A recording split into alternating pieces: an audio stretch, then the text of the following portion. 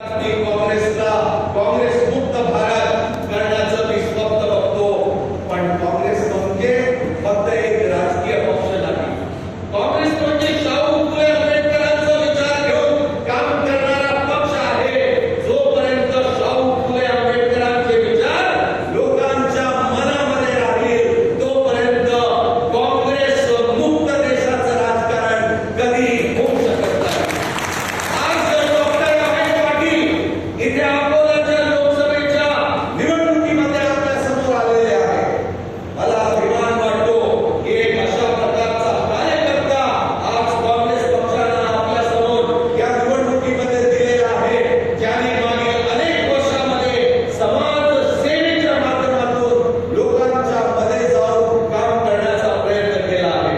मला खात्री आहे की आपल्या सर्वांच्या सहकार्याच्या माध्यमातून अभय पाटील लोकसभा मतदारसंघातून लोकसभेमध्ये पोहोचले असणार.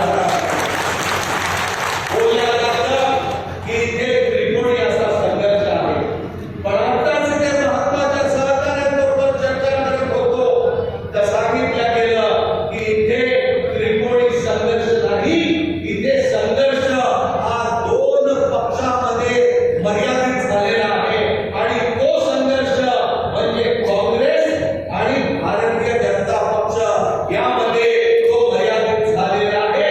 तिसरा उमेदवार कुठे राहील तो शोधावा लागेल, अशा प्रकारची परिस्थिती आज अकोला लोकसभा मतदारसंघामध्ये निर्माण झालेली आहे.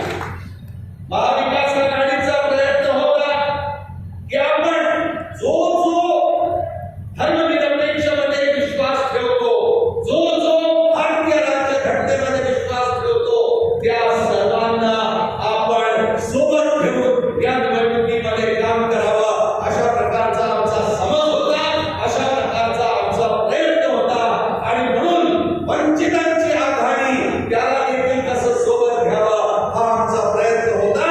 कारण की आमचा विश्वास होता जेव्हा काँग्रेस आणि बाबासाहेब आंबेडकर एकत्र आले तर त्यातून भारताची राज्यघटना निर्माण झाली.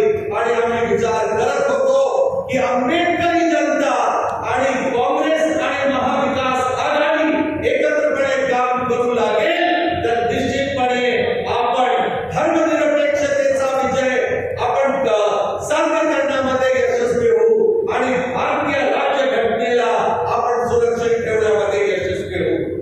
पण काय कारण होतं ज्यामुळे वंचित आघाडी आपल्या सोबत आली नाही? ती कारणं आता आपण मतदार बंधू आणि भगिनींनी शोधून काढायला पाहिजे. आमचा प्रयत्न होता पण तो प्रयत्न यशस्वी होऊ दिला नाही. त्याचं देखील काय कारणं होती ती शोधून काढण्याची जबाबदारी आपणच पार पाडावी. मला खात्री आहे की एक नवीन अध्याय या अकोला लोकसभेचा आपण लिहिण्याचा प्रयत्न या निवडणुकीमध्ये करणार आहात. आज देशासमोर जे संकट आहे या विविध ज्वलंत प्रश्नासोबतच आज भारतीय जनता पक्ष जर का केंद्रामध्ये निवडून आली तर मी आपल्याला लिहून सांगतो की आपली राज्यघटना ही सुरक्षित राहणार नाही. आणि राज्यघटना जर का सुरक्षित नसेल तर मग आपली लोकशाही देखील सुरक्षित राहणार नाही. एका पद्धतीने आपण जर का बघितलं तर आजही देशामध्ये लोकशाही आहे का एक प्रश्न निर्माण झाल्याशिवाय राहत नाही. पंतप्रधान मोदींपासून तर भारतीय जनता पक्ष आपल्या राजकीय प्रतिस्पर्ध्यांना ते राजकीय प्रतिस्पर्धी म्हणून बघत